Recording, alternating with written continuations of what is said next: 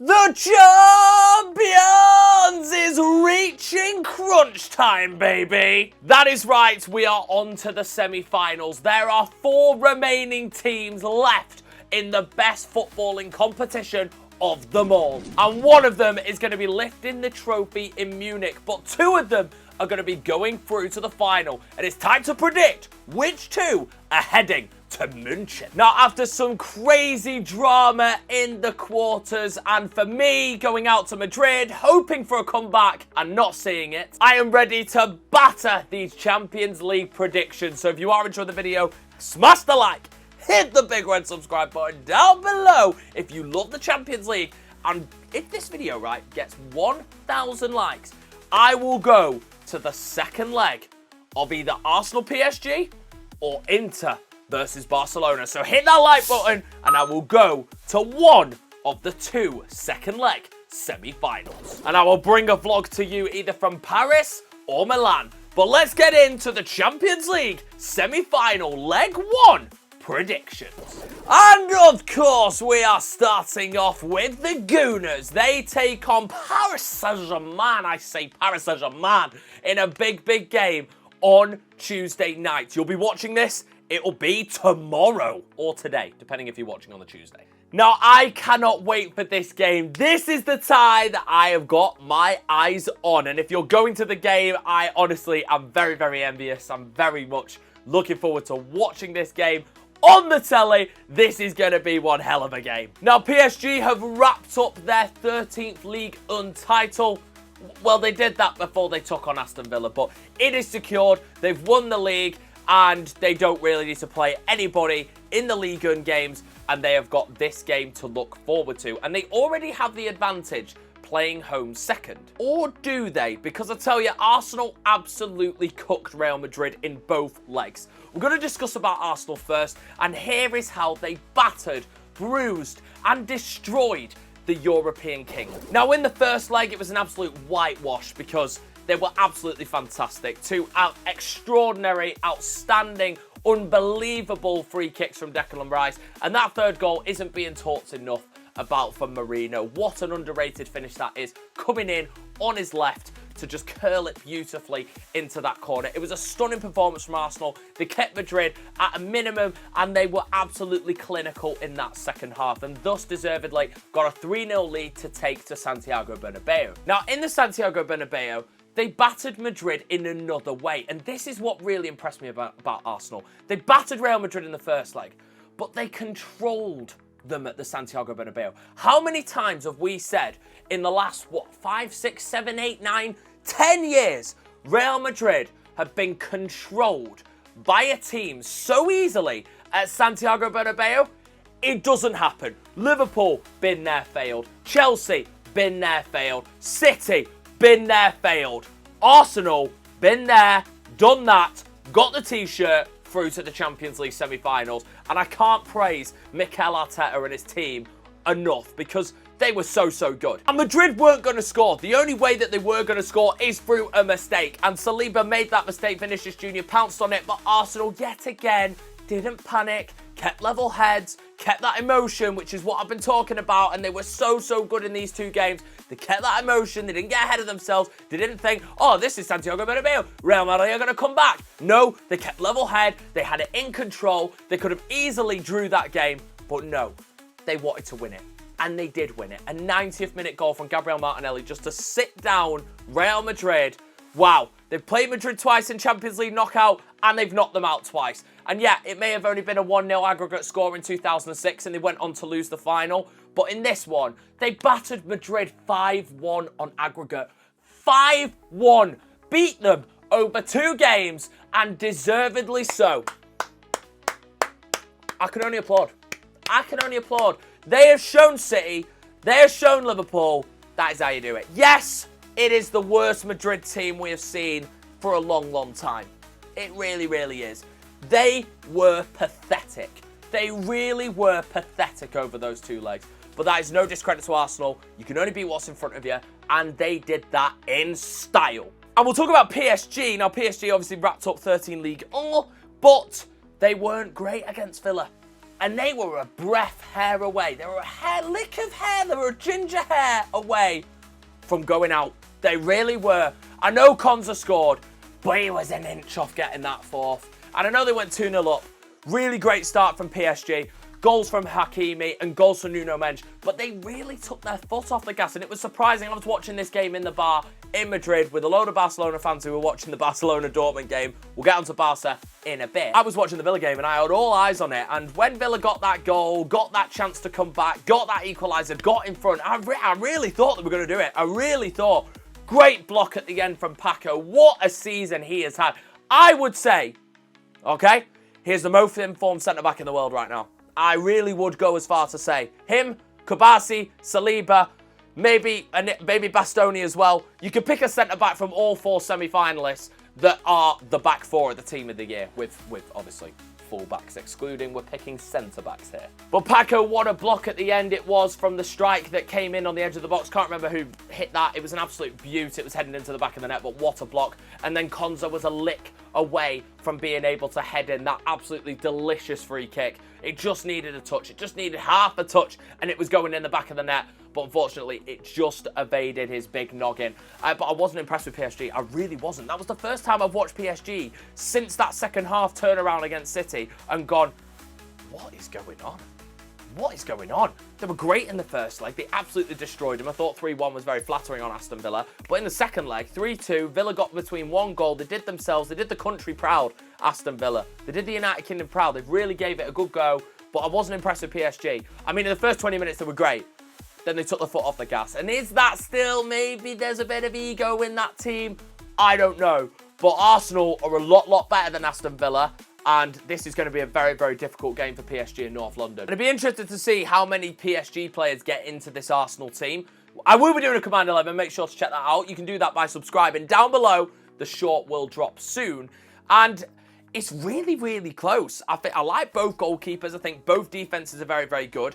I think Arsenal nick it in the midfield, but PSG nick it in the attack. So that's why I think it's going to be really, really close. But you've got Bukayo Saka back now. You've got Martinelli playing well. I think Arsenal got a better midfield than PSG do. I think PSG have got a great midfield, don't get me wrong, with Fabian, Vitinha and Neves. But there's a little bit of inexperience in there, with the exception of Fabian. Neves is a bit young. Vitinha's not really done it yet. You've got Partey, Ødegaard and Declan Rice, who are, well, Declan Rice is arguably one of the best midfielders in world football right now. Ødegaard, we know what he's capable of, and Thomas Partey's an absolute brick.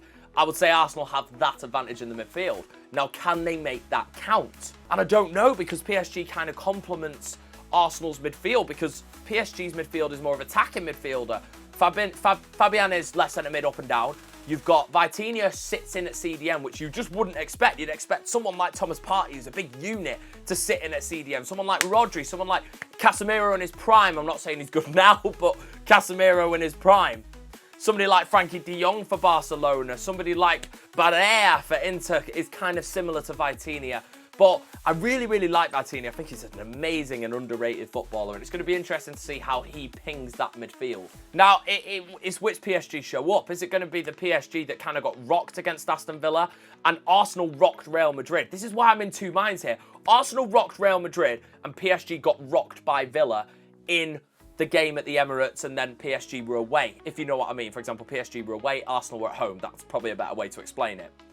Versus PSG were so good in that first leg, and Arsenal were controlled in that second leg. I think Arsenal might win this, you know. I really do think Arsenal might win this. I was really underestimating them. I know I underestimated them, and I wanted to see a Madrid come back, and you all roasted me in the comments for that. Yes, I get it. I just wanted a good game. I wanted the comeback. I wanted Real Madrid's moment again, but it just didn't happen because of how good Arsenal were and how bad Real Madrid were. I just don't see a way in which Arsenal don't win this game. They're at home first, and I think this home advantage first is better for Arsenal than any other team. Because if they go into this game against PSG in the first leg and they give them a slap, it's game over. I don't see PSG coming back from the Parc des Princes. I was hoping that Real Madrid came back for entertainment, but they didn't. And I don't see PSG doing that, because Arsenal, if they get a slap in the first leg, they'll be that controlled, well-oiled, absolute disastrous to be able to break through for PSG. You just can't break through them. They're just so good. And this is players missing like Gabriel, Luis Skelly has stepped up. Benny Blanco can't even get in the team, Julian Timbers being that good. The midfield's rock. The attack scores. They're just missing that striker. But even then, Marino's come in and been absolutely brilliant and then offers another body in midfield, which makes them even more compact and even more difficult for them to break down. And he's up and down, up and down. He's insane. He's like a Bernardo Silva engine. He is incredible. I'm going Arsenal to win by 3-1. I really do think Arsenal are going to win this game, and I think Arsenal are going to win this game sweetly as well. The only thing that I think that PSG might get a goal is how good their attack has been. You've got Kvaratskhelia, who is absolutely unbelievable. What a goal that was against Villa in the first leg. But he was really quiet in the second leg. Thought Dembele was quiet in both legs, to be honest. Not like him with the season that he's having. He could quite easily show up. But I thought he was quiet in both legs. Not really effective in either because he kept going from striker to right wing. Kvaratskhelia then going to striker. Barcola then coming on. I don't know whether Barcola will start. I think he'll go with Doué at right, Dembele up front, and Kvaratskhelia at left wing. That's what I think he'll do. I think Doué's got to play after his goal against Aston Villa, but again, he went really quiet against Aston Villa. Now, the fullbacks are dangerous for Arsenal, especially when PSG go forward. They go together as a unit. They keep compact in midfield. They're so versatile, the front three. Kvaratskhelia can play either side. Dembele can play either side. Both of them 5-star. We're right, FIFA nerds on that. And then even Bradley Barcola can go into that striker role. Even Doué can go into that striker role. But Doué kind of likes to drop back as a cam, pick up the ball and distribute a little bit more, which complements Fabian. Because then you end up getting like a 4-2-2. You get Kvaratskhelia on the left. You get Dembele on the right. You get Doué coming into that cam position and Fabian going forward in two cams there. And then Neves, when that happens, drops back and then sits with Vitinha. And when Arsenal get the ball away, it was Aston Villa in the last game, when Aston Villa get the ball away, especially in that first leg, Vitinha and Neres just pick it up and go, yeah, back out, distribute it, tick-a-tack-a football, getting the ball back out to the wingers, getting the ball back out to the two that are in front, Doué and Fabian. And that's what I think Arsenal could suffer with. But I don't think they'll suffer in the first leg because I think Arsenal will use the Emirates atmosphere, use the momentum, and they'll use the fact that they get the first goal. I think Arsenal will score first. I think Saka, Nuno Mendes likes to attack, and this is the key battle in this game. Nuno Mendes versus Bukayo Saka. Bukayo Saka wants to go at. Nuno Mendes wants to go forward. He just does. Now, will Nuno Mendes get back and forth all the time? I don't know. It's quite easy to deal with Marcus Rashford compared to Bukayo Saka. He's different gravy. But in the game in which PSG scored against Aston Villa scored away at the Parc des Princes at PSG, Morgan Rogers was there at the back stick, which was on the left-hand side. Nuno Mendes lost his man. That was his fault for that goal. Yes, Villa opened them up. Great ball from Rashford, great ball from Ramsey, and then stuck in from Rogers. But that was Nuno Mendes' man. He does not trap back as much as Achraf Hakimi does. Hakimi's up and down, side to side, left to right. But the thing is, Kvaratskhelia sort of gets back.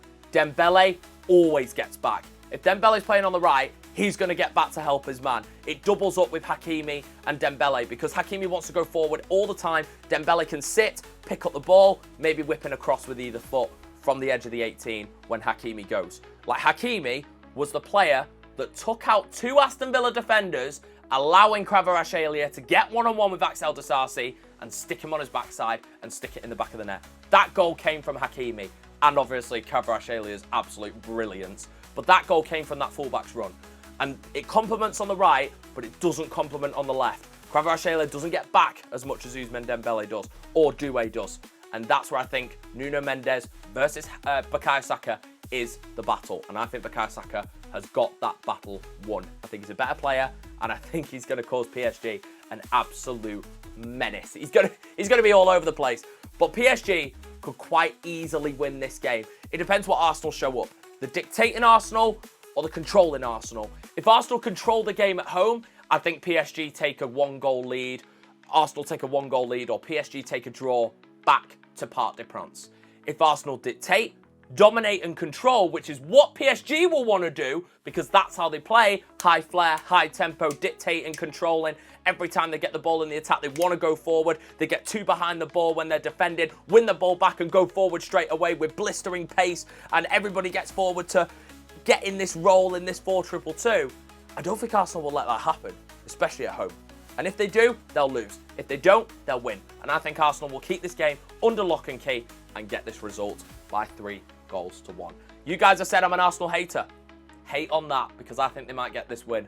Who knows what's going to happen? All I know is that it'll be an absolute insane game of Champions League football, and I cannot wait for this game. Fluent Japanese there for leg 1. It's time to get into some more fluent Yap as I break down leg 2. And it's FC Barcelona versus Internazionale of Milan. And I'm actually going to Barcelona to go to this game. Remember, 1,000 likes. Now go to one of the games in the second leg. Whichever's the closest. Whichever has the closest score going into the second leg, which I think will be this one.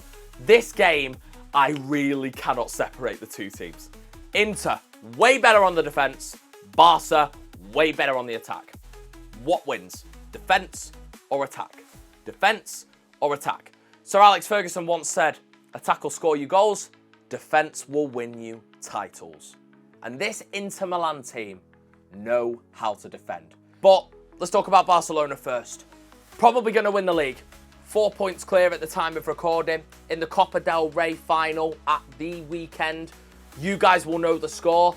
I've got no idea. This is being recorded on Thursday night. So you guys, editors, stick the Copa del Rey final score in there. I'm going to predict Barcelona win this one because they've already beat Madrid 9-1 over the course of 2 games. So I'm going to go Barcelona 3, Real Madrid 0. That's my score prediction for the Copa del Rey final. Stick the score on the screen. And if Madrid won it, play some meme because I'm a fool. I just don't see a way in which Barcelona don't beat Madrid. But when it comes to Inter, it's a different game. This is going to be just so good to watch. It's going to be so good to watch.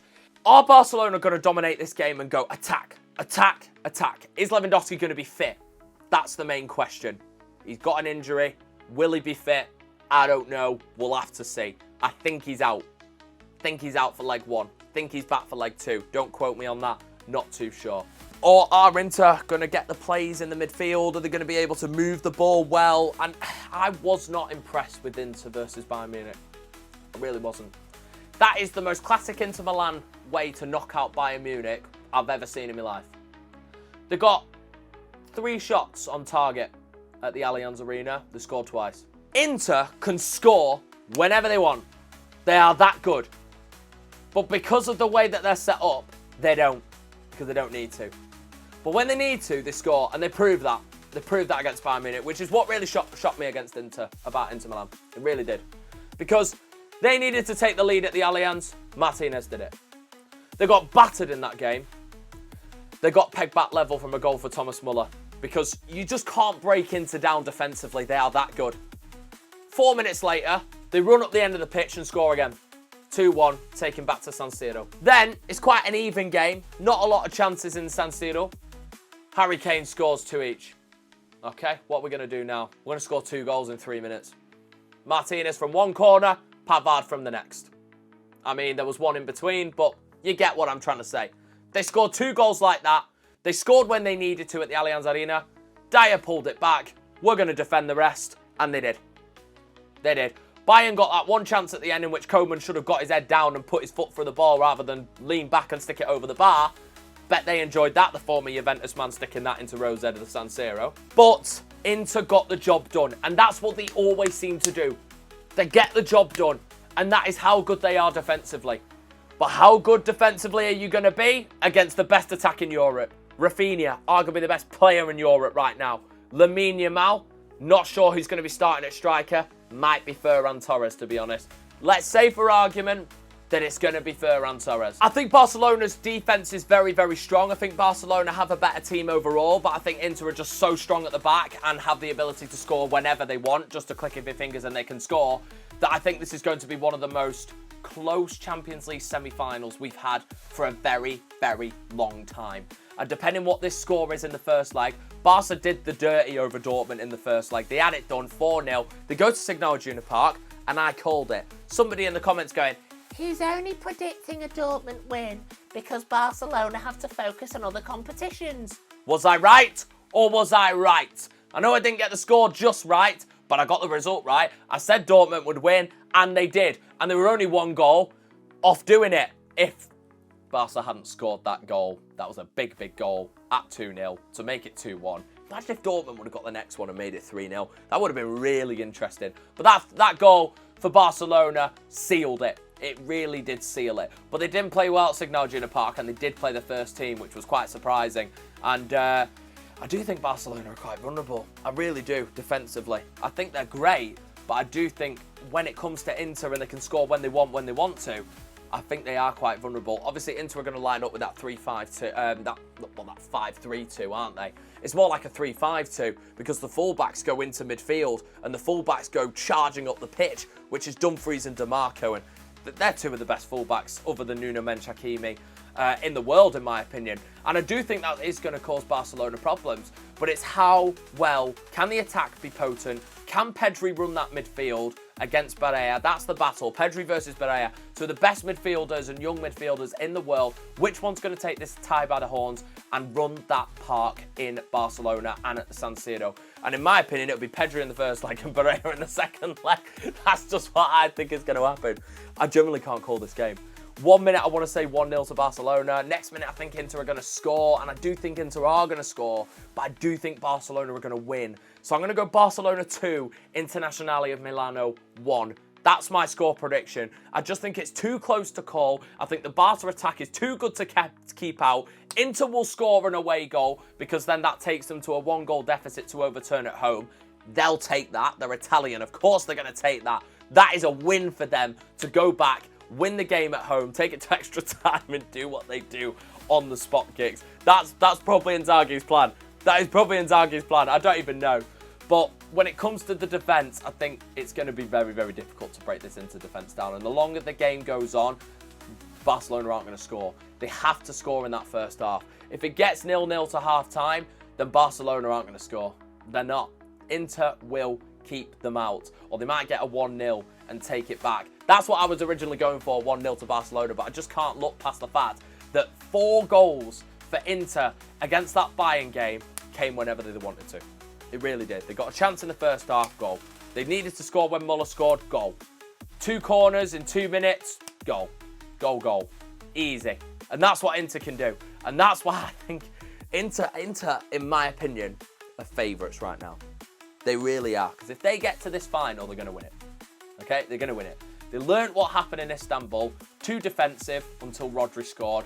Then they came out and played good football. Should have scored 2 goals, simple as that. Lukaku was playing for City that day. He had a different type of blue top on. And they just didn't come out soon enough. And that's what I'm scared about, that Inter Milan haven't learnt that lesson. And they're suffering in Serie A. They've got a title-deciding game coming up against Napoli. They really, really do. And they've blown, what, 4, 5, 6-point lead? 2-game lead? And they blew it. They've lost a game and drew a game in their last 5. That's not like Inter. So therefore, Inter are vulnerable, and that's why I'm going with the Barcelona win. I keep changing my mind. I keep saying Inter are great and they're going to score when they want. They're going to keep a clean sheet. Oh no, Barca are the best attack in Europe. It depends also how Barca do in that Copa del Rey final. If they go in there and win it, they're going to win this game. If they go in there and lose it, because it's a young squad, it's going to be up to that veteran bit of the squad to get the squad heads up, such as Szczesny. Lewandowski, I might know, is not going to be on the pitch, but he's going to be in that dressing room getting the squad's head up. He's going to be a massive blow, you know. He's going to be a massive blow. Ferran Torres is a good player, don't get me wrong, but he's no Lewandowski. And he brings that experience in that front three. And Rafinha and Yamal play better with him there rather than Ferran Torres there. They've been struggling for goals, Barcelona, in the last couple of games. Literally a greasy 1-0 win coming into this game, and it was Dani Olmo. Does he get on the pitch in that midfield? Is it going to be Gavi? Is it going to be Pedri? I don't even know who's going to start, to be honest. I think it'll be the normal team that start for Barcelona. And how good's Kabasi going to be against Lautaro Martinez and Martinez? Martinez versus Martinez. Of course, it has to be Martinez versus Martinez. But I'm going to stick with my gut. Going Barcelona 2, Inter 1. Going to be close. Defense versus attack. Can Barcelona break down the Inter bus? I don't know. Can Inter turn it on when they want and score against a very, very good Barcelona team? Barcelona are very, very good at the back. They are. They're just not Inter. Like, Inter are the best at the back. Barcelona are very, very good at the back. Inter are the best. Inter had the most clean sheets in the Champions League. They have the most goals. They have the least goals conceded. However, Barca scored the most goals. So it's defense versus attack. How do you see this one? Do you see the attack Barcelona winning or the defense Inter winning? Will Inter take a result back to San Siro? There's so many things that can happen. I absolutely goddamn love it. I wouldn't change this competition for a bit. And I also want to hear, what do you guys think of this new format? I think it's been an absolute W. I think W's in the comments. I think it's been an absolute brilliant Champions League. I love the league phase. Love playing 8 different teams. It's been brilliant to watch. Liverpool being knocked out. PSG coming from, what, 24th to the semi-finals. You've got 3 of the top 4 in here. Arsenal, Inter, and Barca. Barca came second. Arsenal third, Inter fourth. All of those going into the Champions League semi-finals. This is the competition that is the best in the world by an absolute mile. But how do you see these semi-finals? Of course, you gotta let me know down in the comments. Can Inter go to Barca and get a result and use that defensive mastermind to outgun Hansi Flick's attacking youngsters? Do you see that scenario? Or do you see Barcelona outgunning Inter, battering them in the first leg and it being over before it even gets to San Siro? Can Arsenal replicate what they did against Real Madrid against Paris Saint-Germain by battering them in the first leg so they can control the second leg? Or will PSG find that form that they found in the first leg against Aston Villa and how they played over the 2 legs against Liverpool and go to Arsenal and complete their hat-trick of knocking out English clubs? It'll be Liverpool, Aston Villa, and now Arsenal. However you see these games, you've got to let me know down in the comments down below. I'll be reading them all and I'll be hearting most of them. So let us know down below how you guys see these games. And make sure to smash the like, hit the big red subscribe button, and I will see you in Barcelona on Wednesday for Barca versus Inter. The Champions League. It's crunch time.